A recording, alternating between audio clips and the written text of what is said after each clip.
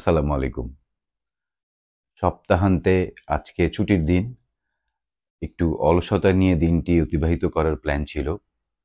কিন্তু একটি বিশেষ খবরে হঠাৎ করে চোখ আটকে যাওয়ায় ভাবলাম দুটো কথা বলি।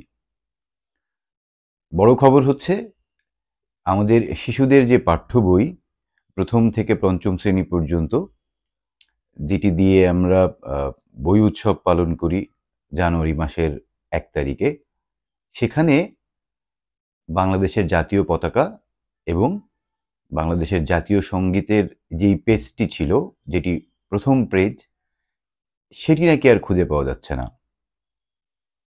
তো বেশ আগ্রহ নিয়ে আমি খবরটির পুরো পড়লাম।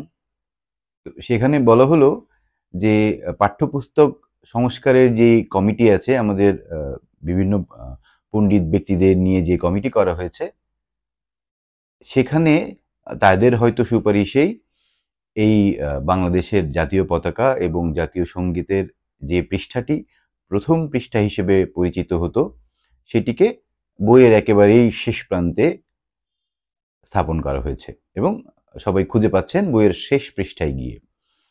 তো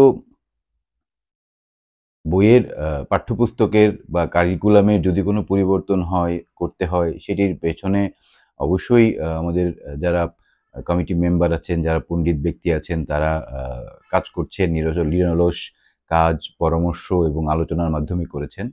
কিন্তু আমার খুব জানতে ইচ্ছে হচ্ছে যে বাংলাদেশের জাতীয় পতাকা এবং বাংলাদেশের জাতীয় সংগীত, এটিকে ১ম পৃষ্ঠা থেকে সরিয়ে শেষ পৃষ্ঠায় যে স্থাপন, এটির পেছনে আসলে কি যুক্তি তাদের আছে? আমি খুব জানতে চাই। যদি কেউ জেনে থাকেন তাহলে আমাকে একটু জানালে আমি খুব উপকৃত হতাম।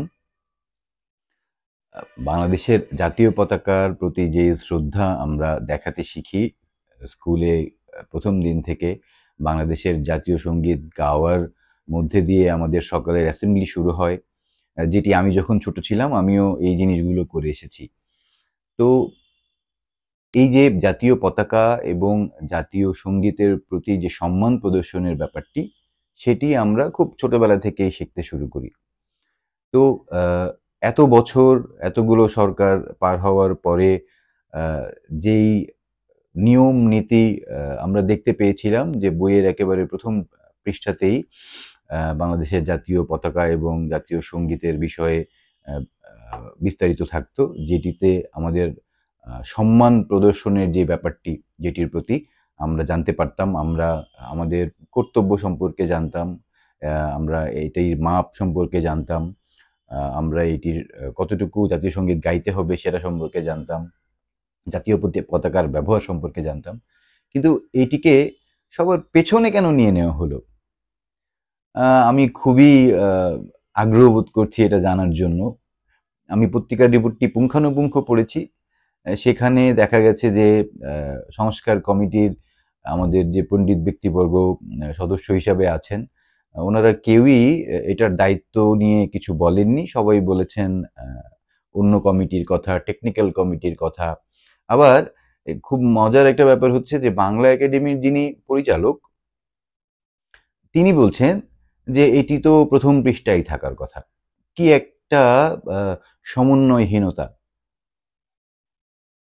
এখানে কে আসলে কার পরামর্শে বা কাদের পরামর্শে বা কোন কারণে এটি করা হলো, সেটি জানতে পেলে আমি খুব আ খুশি হতাম।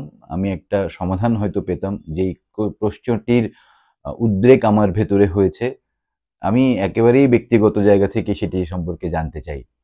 তো আজকে এটা নিয়ে কথা বলার কারণ হচ্ছে যদি আ আপনাদের মধ্যে কেউ জানেন, দয়া করে আমাকে একটু জানাবেন, আলোকিত করবেন। আমি অপেক্ষায় রইলাম। সে পর্যন্ত ধন্যবাদ।